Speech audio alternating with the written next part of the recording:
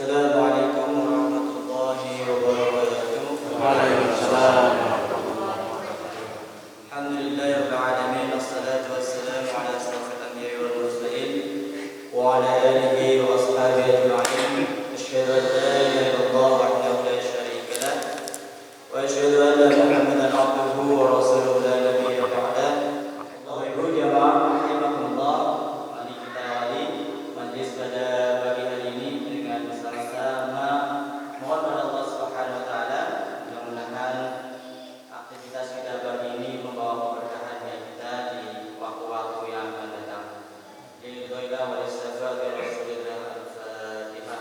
A'udzu billahi minasyaitonir rajim. Bismillahirrahmanirrahim. Alhamdulillahi rabbil alamin. Arrahmanir rahim. Maliki yaumiddin. Iyyaka na'budu wa iyyaka nasta'in. Ihdinas siratal mustaqim. Siratal ladzina an'amta 'alaihim ghairil maghdubi 'alaihim waladdallin. Alhamdulillah, segala puji bagi Allah atas segala nikmat yang diberikan kepada kita sekalian, sehingga di pagi hari ini, di hari yang penuh berkah, hari Jumat, kita dikumpulkan di waktu yang mulia, pada waktu pagi hari, di tempatnya yang mulia, yaitu masjid, dan dalam suasana yang penuh kemuliaan, yaitu majelis ilmu. Mudah-mudahan kemuliaan-kemuliaan itu menghimpun kita sehingga menjadi manusia yang dimuliakan Allah di dunia dan di akhirat. Salawat dan salam mudah-mudahan senantiasa dilimpahkan, dicurahkan kepada junjungan kita Rasulullah Muhammad sallallahu alaihi wasallam, kepada para keluarga, para sahabat dan seluruh umatnya hingga yaumul kiamat. Bapak Ibu jamaah rahimakumullah, insyaallah kita akan melanjutkan kajian kita. Kemarin kita sudah membahas tentang adab kepada Allah. Insyaallah hari ini kita akan membahas tentang adab kepada Rasulullah sallallahu alaihi wasallam. Tetapi sebelum nanti kita bahas terkait adab itu, saya sampaikan beberapa hadis Rasulullah sallallahu alaihi wasallam berkaitan dengan hari Jumat dan beberapa hal yang berkaitan dengan aktivitas kita di masjid. Yang pertama dari Abu Qatadah, an Abi Qatadah radhiyallahu anhu qala qala Rasulullah sallallahu alaihi wasallam idza dakhala ahadukumul masjida fala yajlis hatta yusalli rak'ataini. An Abi Qatadah, dari Abu Qatadah radhiyallahu anhu qala, berkata, qala Rasulullah sallallahu alaihi wasallam, Rasulullah sallallahu alaihi wasallam bersabda, idza dakhala ahadakumul masjida, apabila salah seorang di antara kamu sekalian masuk masjid, fala yajlisa, maka janganlah duduk, hatta, sebelum yusolli rak'ataini, ia mengerjakan sholat 2 rakaat. Hadis riwayat Bukhari dan Muslim. Bapak Ibu jamaah Allah, hadis ini merupakan anjuran dari Rasulullah sallallahu alaihi wasallam supaya apa? Supaya ketika kita masuk masjid itu tidak langsung duduk, tetapi apa? Melaksanakan 2 rakaat sholat sunnah, atau kemudian kita kenal dengan sholat tahiyatul masjid. Ya, jadi apabila salah seorang di antara kamu sekalian masuk masjid, maka janganlah duduk sebelum. Jadi perintahnya jangan duduk, tapi lakukan sholat 2 rakaat dulu baru duduk. Tapi ada catatannya, lihat waktu. Kalau kira-kira kurang, di sana sudah kurang 1 menit, ya lebih baik menunggu gitu ya. Walaupun sholat juga boleh ya, tetapi kadang kalau lainnya sudah sholat duduk, tiba-tiba habis komat juga sholat kan mungkin menimbulkan perasaan bagi yang sudah lama menunggu itu. Ini sudah komat malah. Tetapi sunnahnya adalah sebelum duduk di masjid itu sholat dulu 2 rakaat. Bagaimana? Apakah ketika mau sholat misalnya sholat subuh misalnya atau sholat duhur, qobliyah dulu, ya, atau tahiyatul masjid? Ini kan mau subuh misalnya, ini ternyata cukup hanya untuk 2 rakaat. Qobliyah dulu atau tahiyatul masjid? Maka sebagian ulama menyebutkan ketika kita melaksanakan qobliyah itu sudah dihitung sebagai tahiyatul masjid. Ya. Karena tahiyatul masjid itu tadi dia sholat mutlak, artinya tidak terpaut waktu. Jadi kapanpun ke masjid maka disunahkan untuk sholat 2 rakaat. Tidak harus ketika mau sholat wajib. Tiba-tiba misalnya Pak Puput misalnya perjalanan angkut barang, ternyata jam 10 dia istirahat di masjid misalnya. Ya, bukan hanya kamar mandi doang, tapi masuk masjid misalnya, maka disunahkan 2 rakaat gitu ya. Jadi sholat sifatnya sholat mutlak, di 2 rakaat sebelum kita duduk. Satu hadis lagi, wa an Jabir radhiyallahu anhu qala, dari Jabir radhiyallahu anhu berkata, ataitu Nabiy sallallahu alaihi wasallam, saya datang kepada Nabi sallallahu alaihi wasallam wa huwa fil masjid, sedangkan beliau sedang berada di masjid. Faqala, kemudian bersabda, sholli raka'ataini, salatlah 2 rakaat. Bahkan khatib ketika sholat Jumat itu juga boleh mengingatkan ketika sudah khutbah ada jamaah, ya, itu langsung duduk, itu juga boleh mengingatkan supaya sholat 2 rakaat.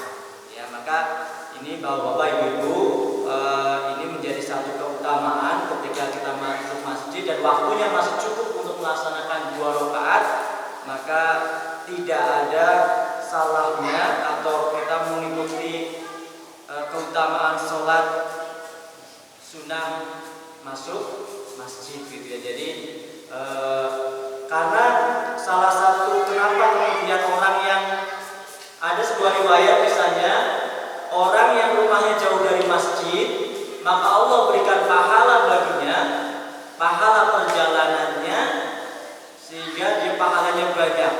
Tetapi orang yang dekat dengan masjid, Allah juga berikan pahala. Harapannya pahala orang yang dekat dengan masjid apa? Ya sholat sunnahnya itu. Dia datang ke masjidnya lebih awal, sholat sunnah. Sedangkan orang yang jauh dari masjid mungkin tidak sempat sholat sunnah, sehingga mungkin pahalanya tergantikan dengan perjalanannya yang jauh dari rumah ke masjid. Yang dekat dengan masjid tergantikan atau utama sholat sunnahnya. Jadi itu berkaitan dengan sholat tahiyatul masjid atau 2 rakaat sebelum kita duduk di masjid. Kemudian beberapa hadis terkait dengan sholat Jumat. Kenapa saya perlu sampaikan? Karena hari ini berkaitan dengan bertepatan dengan hari Jumat, sehingga kita pahami di hari Jumat itu ternyata Rasulullah SAW itu banyak berikan keutamaan. Ya. Kalau ayatnya jelas di surat Al-Jumu'ah, wa idza qudiyatis shalatu fa'tashiru fil ardi wabtaghu min fadlillahi wadhkurullaha katsiran la'allakum tuflihun. Apabila telah ditunaikan sholat Jumat, maka bertebaranlah kamu di muka bumi dan carilah karunia Allah serta berzikirlah kepada Allah sebanyak-banyaknya supaya kamu sekalian beruntung. Ini perintah supaya kalau kita sudah sholat itu segera bertebaran mencari karunia Allah. Ya, makanya pernah suatu ketika Umar bin Khattab radhiyallahu anhu itu menjumpai ada seorang sahabat yang dari pagi sampai siang duduk di masjid. Ditanya oleh Umar, apa yang kamu lakukan? Kenapa kamu nggak bekerja? Dia mengatakan bahwa saya berzikir dan seterusnya. Tapi Umar kemudian memarahinya, gitu ya. Supaya apa? Supaya bekerja. Karena sungguhnya Allah itu akan memberikan rezeki sesuai dengan yang kita usahakan. Jadi perintah bekerja itu salah satunya di surat Al-Jumu'ah ini.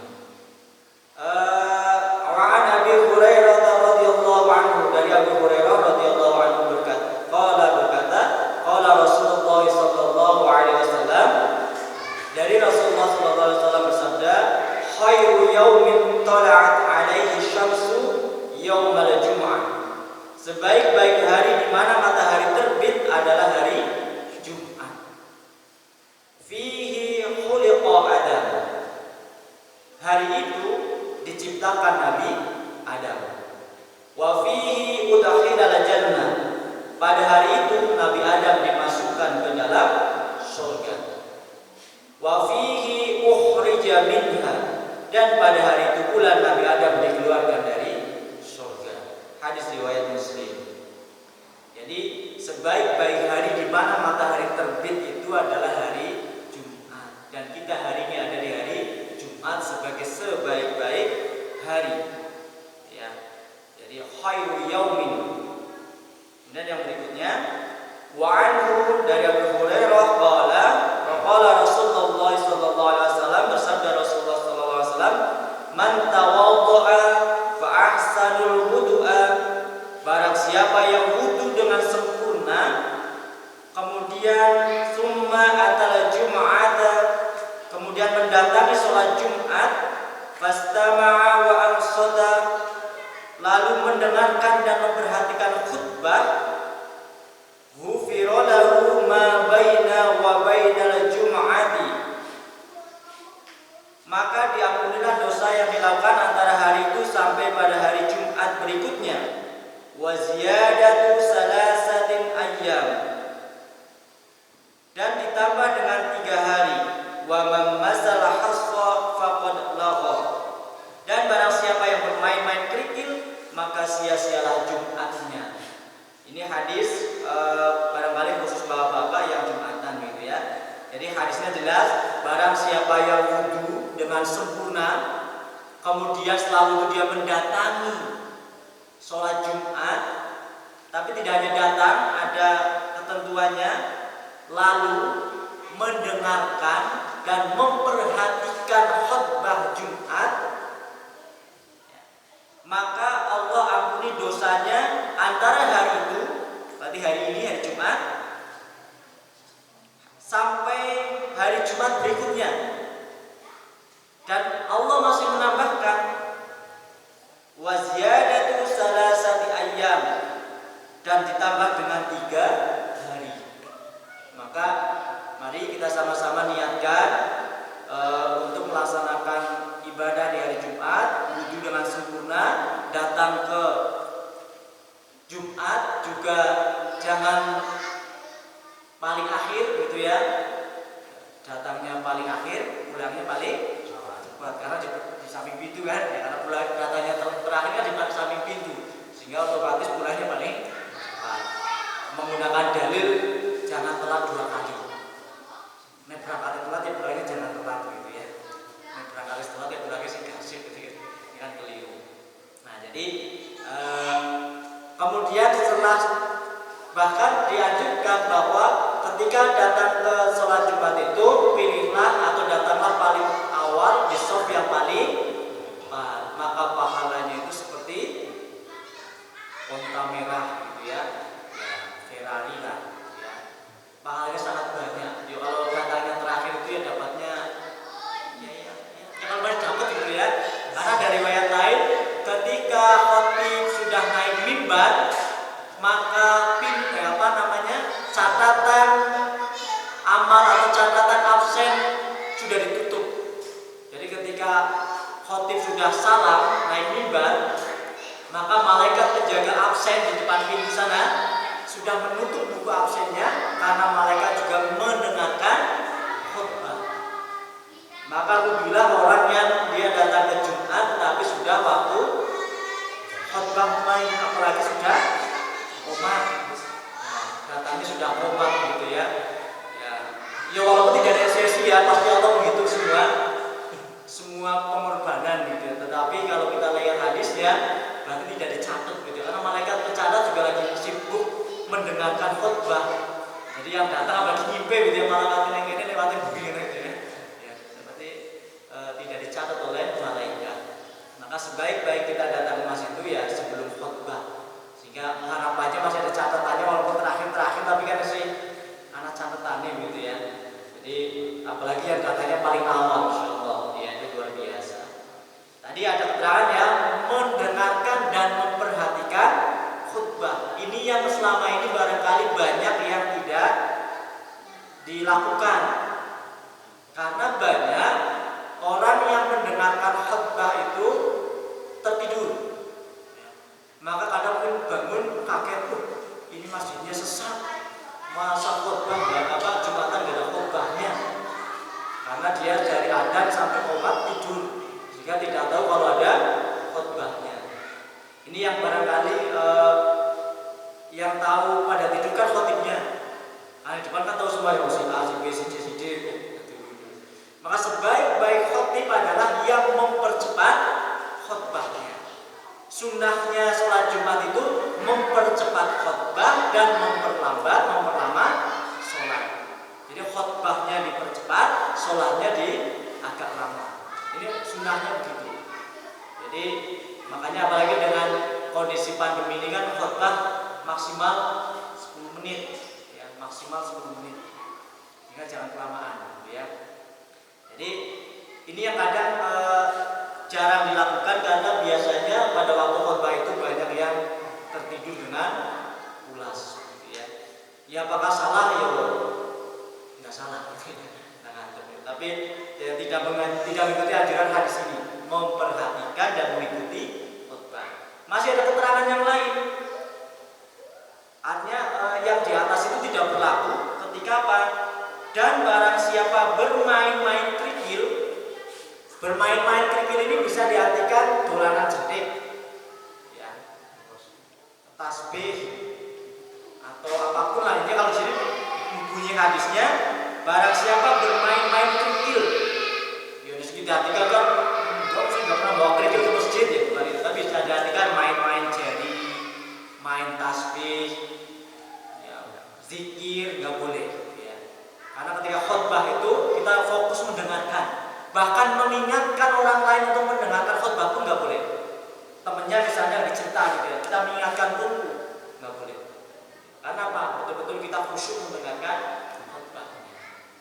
Harapannya apa? Harapannya ada perubahan setelah kita mengikuti khutbah. Karena setiap pekan pasti kita mendapatkan ilmu. Ya, jadi bapak-bapak gitu ya. Jadi makanya salah satu kenapa yang disunahkan untuk mengikuti sholat Jumat itu adalah mandi. Harapannya kalau sudah mandi itu tidak ngantuk. Harapannya begitu. Kan beda orang kalau mau sholat Jumat mandi dulu dengan di tempat kerja atau pulang kerja belum mandi. Itu rasanya beda, gitu ya. Maka sunnahnya adalah mandi. Ya. 400 ngantuk. 400 malah ngantuk gitu. Ya. Apalagi ya di bulan Ramadan dan potensi ngantuknya lebih besar. Dan memang pada zuhur itu waktu yang sangat nikmat untuk tidur gitu ya. Jadi ya, tapi ya jangan dari 4 kali Jumat di 1 bulan tidur terus gitu ya.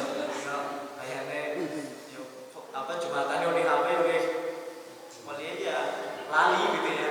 Jalanannya. Makanya salah satu supaya tidak tidur khotib. Dia tidak itu tidak ada yang keluar. Bismillah turun ke masjid lah ya. mengatakan riba ya. Makanya supaya tidak ngantuk itu ya jadi khotib mesti nggak ngantuk gitu ya. Dari Tuhan Ibnu Umar radhiyallahu anhu, dari Ibnu Umar radhiyallahu anhu, ana Rasulullah sallallahu alaihi wasallam, bahwasanya Rasulullah sallallahu alaihi wasallam bersabda, "Idza jaa ahadukumul jum'ata falyahtasil." Apabila salah seorang di antara kamu sekalian mendatangi sholat Jumat, maka hendaklah ia mandi. Maka salah satu mandi yang disunahkan adalah mandi di hari Jumat. Ya. Jadi mandi itu pun ada mandi wajib, mandi sunnah, mandi mubah. Ya mandi wajib jelas, ya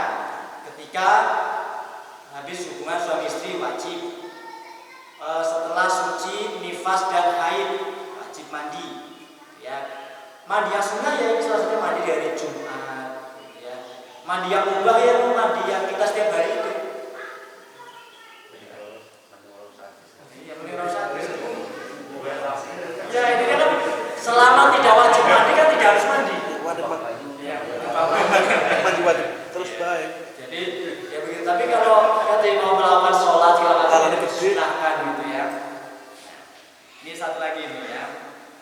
Wa Nabi Sa'id dari Abi Sa'id Al-Khudri bahwasanya Rasulullah bersabda, Husnul Jumu'ati wajibun ala kulli muhtalimin.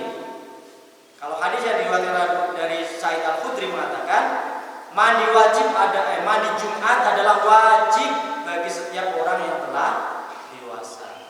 Gitu ya. Ini yang barangkali kemudian disalah artikan, ya disalahkan, makanya kemudian ini juga ada sunnah yang keliru sebenarnya di pembahasannya cukup banyak bahwa katanya malam Jumat itu sunnah untuk berhubungan, ya, mengkhususkan malam Jumat, berarti malam lainnya wajib. Malam Jumat itu sunnah, nanti malam yang lain wajib gitu ya. Ini kan hal yang keliru, kadang kita juga guyon kan begitu, artinya gitu ya. Biar mandinya dapat pahala. Ya itu. Ya mungkin hadisnya ini gitu ya. Karena di hari Jumat wajib mandi bagi orang sudah dewasa gitu ya. Bisa wajib mandi, sunat mandi. Biasa ya. Jadi itu ya beberapa hal yang barangkali harus kita pahami tentang sunnah-sunnah di hari Jumat. Masih ada beberapa hadis, ada 12 hadis terkait dengan hari Jumat yang barangkali perlu kita pahami sehingga harapannya setiap hari Jumat hadir itu bisa kita lakukan dengan sebaik-baiknya. Yang paling satu lagi ya, ini juga menurut saya penting, cukup agak panjang. Dari Salman radhiyallahu anhu, Rasulullah bersabda, seorang yang mandi pada hari Jumat dan bersuci sesuci-sucinya, terus memakai minyak ya, ini di sini nggak ada keterangannya ya, bisa minyak goreng, bisa minyak apa ya. Di sini nggak ada keterangan pakai minyak, tapi bisa minyak goreng, minyak kayu putih. Di sini artinya minyak wangi, ya. Memakai minyak atau memakai harum-haruman yang ada di rumahnya. Ini juga mungkin ke masjid juga bisa pakai pengharum ruangan. Ini kan pakai pengharum, harum-haruman kan bisa ngesake pengharum ruangan, gitu ya. Baikon. Memakai harum-haruman yang ada di rumahnya kemudian keluar untuk melaksanakan sholat Jumat dan tidak memisahkan antara dua orang yang sudah duduk. Lantas sholat sebagaimana yang telah ditetapkan. Jadi perintahnya di sini urutannya berarti mandi dengan baik, kemudian memakai harum-haruman, kemudian ke masjid dan tidak memisahkan dua orang yang duduk. Makanya ini juga salah satu yang barangkali perlu kita pahami. Kalau datangnya awal, yang milihnya soft yang depan. Jangan datangnya awal terus masang tulisan yang samping ngarep lawang. Sudah datangnya paling awal ngarep lawang baris gitu ya. Karena orang yang datang belakangan itu mungkin terkena hadis ini. Ya, tidak boleh atau tidak memisahkan antara dua orang yang sudah duduk. Makanya kalau datangnya awal ya di depan dipenuhi dulu, ya sehingga tidak membuat potensi yang datang belakang sudah memisahkan. Jalan aja mah mikir. Kemudian lantas sholat sebagaimana yang terdapat tadi, tidak memisahkan, habis itu tidak langsung duduk, tapi sholat 2 rakaat dulu. Kemudian ketika sang imam berbicara atau sedang khutbah, ia diam dan memperhatikan, niscaya diampunilah dosa-dosanya yang dilakukan antara hari itu dan hari Jumat berikutnya. Jadi syarat diampuninya dosa di hari Jumat tadi beberapa hadis sudah ada urutannya. Mandi, pakai wangi-wangi, ke masjid, tidak memisahkan dua orang yang sudah duduk, sholat 2 rakaat, mendengarkan khutbah. Jadi minimal kalau hadisnya ada 6 syarat dosa kita diampuni oleh Allah. Mandi, ya. Esok satu siawan atau seminggu nggak apa-apa gitu ya. Jadi ini mungkin yang pagi mandi wajib, yang siang mandi sunnah, ya. Kemudian pakai wangi-wangian. Makanya salah satu sunnahnya bagi kaum laki-laki adalah memakai parfum, memakai wangi-wangian ketika masuk Tapi juga mohon ketika pakai wangi-wangian pun ya agak menyenangkan tetangganya. Karena ada wangi-wangian yang tetangganya itu juga nggak nyaman gitu, karena baunya terlalu menyengat. Bau akeh-akeh. Mungkin dirinya sih nyaman karena mungkin tidak tercium gitu ya, tapi orang lain gitu ya. Pakainya ada masjidnya sekitar. Iya, masjidnya dikasih pewangi gitu ya. Orang aku ya. Yang ada di rumah. Kalau dari sini bahasanya dari rumah pewangi-wangiannya kayak gitu. Pertama sebenarnya dana itu kan. Ya memang itulah kalau misalnya di rumah nggak punya parfum ya super spell dikasih hair spray disemprotkan gitu kan wangi gitu ya. Orangnya paling hanya batin dong, mungkin matanya udah nggak bawa super spell gitu ya. Gitu ya. Jadi itu memakai wangi-wangian, maka kalau bagi ibu-ibu maka dianjurkan untuk tidak memakai parfum gitu ya. Kecuali yang memang parfum-parfum yang tidak menyengat dan untuk menjaga ya bau badan itu diperbolehkan.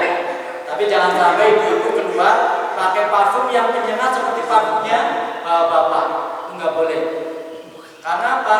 Salah satu hikmahnya adalah menghindari fitnah, itu salah satunya. Tapi kalau bapak-bapak itu harus disunahkan pakai parfum. Mus'ab bin Umair sebelum masuk Islam itu diriwayatkan itu bau parfumnya itu tercium dari jarak sekian puluh meter setelah orangnya pergi. Jadi orangnya sudah pergi, baunya itu masih tercium. Itu luar biasa.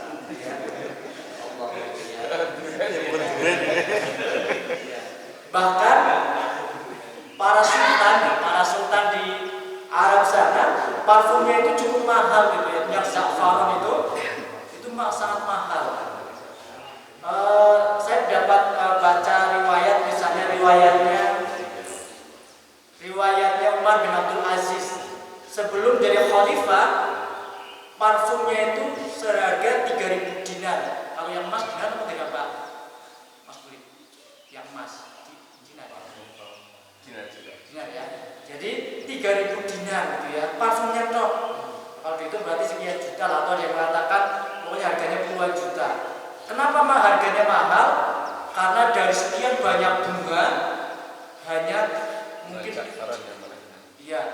hanya jadi berapa tetes itu, jadi satu kintal bunga mungkin hanya jadi satu botol kecil, jadi harganya sangat mahal ya. Jadi dan hari ini juga banyak sekali parfum-parfum yang mahal gitu. Kalau kita cukup parfum yang tidak begitu mahal tapi wangi gitu ya. Yang multifungsi ya Baygon itu semprot motor. Ya, satu tidak digigit nyamuk, yang kedua wangi. Multifungsi itu. Menghindari wangi yang gitu ya. Jadi begitu ya, jadi sunahnya wangi-wangian. Kemudian keluar masjid, keluar rumah untuk sholat Jumat. Salah satunya juga yang sering saya amati Pak Mas Kuli juga kadang menggunakan jalur yang berbeda untuk mencari pahala yang lebih banyak. Misalkan sering mengamati kalau Pak Mas Kuli pulang dari Subuhan, lewatnya RT 10. Seperti sunnah pulang dari sholat id itu kan pulang dan pergi menggunakan jalur yang berbeda. Supaya apa? Tadi silaturahimnya tambah banyak, langkahnya tambah panjang. Cuma saya kalau mau kan bingung mau lewat mana. Kalau pakai uji sunnah, pakai uji telepon gitu ya. Tapi sunnahnya begitu. Jadi sunnahnya kalau sholat id itu pulang dan pergi menggunakan dua jalur yang berbeda. Ya, pasti berbeda. Makanya mau ratunya ini orang mati sebelah kanan. Mau sebelah kanan, sebelah kiri. Ya, tapi sebenarnya begitu ya. Kemudian tadi sekali lagi tidak memisahkan dua orang yang duduk gitu ya. Jadi kalau sekali lagi bagi bapak-bapak, ini mungkin bukan hanya berlaku di sholat Jumat, tapi bisa di sholat yang lain. Termasuk sholat id misalnya, kalau datanya awal itu yang pilih soft yang jangan tadi softnya awal, datanya awal langsung baris di depan pintu.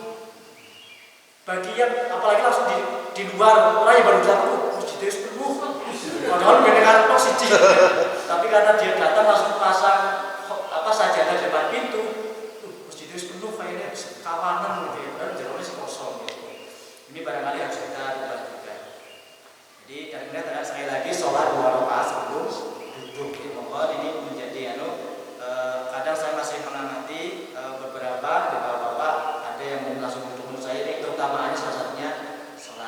Sholatnya ringan, jangan panjang-panjang karena sholat sunnah itu yang ringan saja. Mungkin bacaannya yang pendek-pendek, yang ringan saja. Ya Al-Ahad, An-Nas, Falaq atau Al-Kausar atau Al-Asr yang pendek-pendek saja. Gitu ya. Sehingga jangan sholat sunnah tapi panjang nanti Al-Quran kan kurang gitu ya. Walaupun sekali lagi kaidah qomat itu tidak harus nunggu semuanya selesai sholat. Nah, ini juga barangkali menjadi perhatian. Qomat itu tidak menunggu semuanya selesai sholat. Ketika memang misalnya kita sepakati di qomat, sudah ternyata masih banyak yang sholat, ya nggak apa-apa. Nanti yang sholat kan menyesuaikan. Makanya ketika sudah qomat masih sholat ya sudah tidak perlu dilanjutkan kecuali sudah mau salam ya sudah lanjutkan kalau saya dibatalkan. Tapi kalau masih rakaat pertama kemudian dengan qomat itu sudah langsung dibatalkan. Karena apa? Kalau tidak dibatalkan maka akan mengganggu yang lain. Harusnya jadi soft, nanti karena ada orang sholat, softnya jadi terganggu. Mungkin sini sudah takbiratul ihram, ada orang yang sedang tahiyat, maka harus dibatalkan. Ya. Tadi maka qomat itu tidak kaidahnya tidak menunggu semuanya selesai sholat. Maka ya semuanya berarti harus masing-masing tahu diri. Yang datangnya terlambat, ya tidak memaksa untuk sholat. Yang mau qomat juga tidak harus menunggu semuanya selesai sholat. Kalau kemudian sudah menunggunya cukup lama, ya qomat. Ya. Insya Allah semuanya sudah paham. Ini semuanya sudah dapat kemuliaannya. Orang yang tidak jadi, tidak selesai sholatnya, insya Allah sudah dicatat pahalanya sholat. Ya. Baik, jadi Bapak Ibu begitu insya Allah kajian kita ini belum masuk lagi. Saya lupa. Siap. Ya, ada Pak Mas kuliah siap jawab. Oke, saya. Ya kalau utamanya kan tadi sholatnya 2 rakaat ya. Tapi kalau di sini kan biasanya 4 rakaat. Umumnya sholat tahiyatul masjid 2, terus nanti setelah adzan nanti sholat lagi ya. Kalau mungkin di Masjid Al-Manur kan enggak 10 rakaat. Oke. Sholat Jumat ya. Iya. Ini sholat qobliyah apapun itu sunnahnya adalah ketika sudah masuk waktu sholat itu. Misalnya belum masuk waktu sholat, itu belum dihitung sholat qobliyah. Misalnya kita di sholat, misalnya sholat Jumat, kita 2 rakaat sebelum adzan itu bukan sholat qobliyah, itu sholat tahiyatul masjid. Karena sepanjang riwayat yang saya baca, sholat qobliyah itu adalah sholat ketika sudah masuk waktu sholat. Maka, ya kenapa kemudian yang ada 2 kali itu setelah adzan sholat lagi? Berarti tadi dia melaksanakan sholat qobliyah Jumat atau qobliyah zuhur? Qobliyah Jumat atau qobliyah zuhur? Qobliyah Jumat, ya. Karena nggak ada sholat zuhur. Di hari Jumat kan nggak ada sholat zuhur, kecuali ibu. Kalau ibu tetap sholat zuhur, tapi bapak kan tidak ada sholat zuhur di hari Jumat, kecuali hari Jumatan.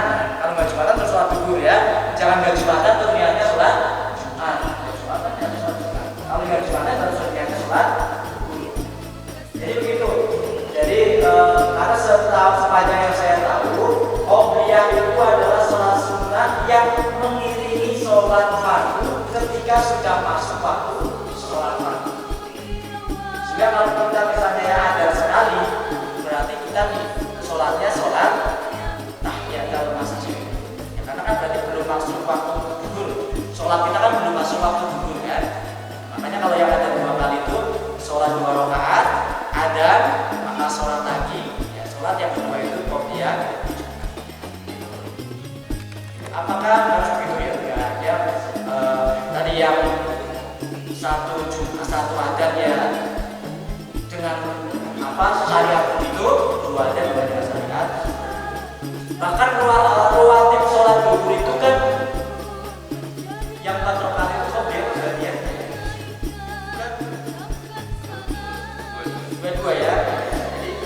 Jadi seterusnya ya. Tapi intinya bahwa sholat itu banyak juga nggak ada masalah gitu ya. Tadi ada sholat telat, ya, sholat tahiyatul masjid. Habis bagian itu 2 rakaat mau sholat lagi boleh saja. Sholat apa? Bisa sholat tobat, bisa sholat hajat.